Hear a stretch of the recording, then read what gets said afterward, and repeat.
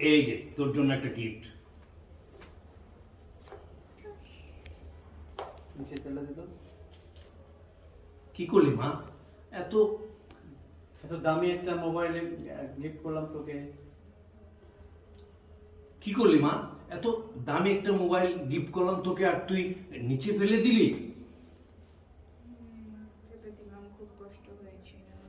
অবশ্যই। বাবা আমার এইটা পছন্দ, এই গিফটটা দেখো। এটা এটা তো আমার দারোয়ান করিমের দেয়া গিফট। এটা এটা তো আমার দারোয়ান করিমের দেয়া গিফট। ও তো অফিসে আমাকে দিয়েছিল জন্মদিন উপলক্ষে, আমি তো সেটা ডাস্টবিনে ফেলে দিয়েছি।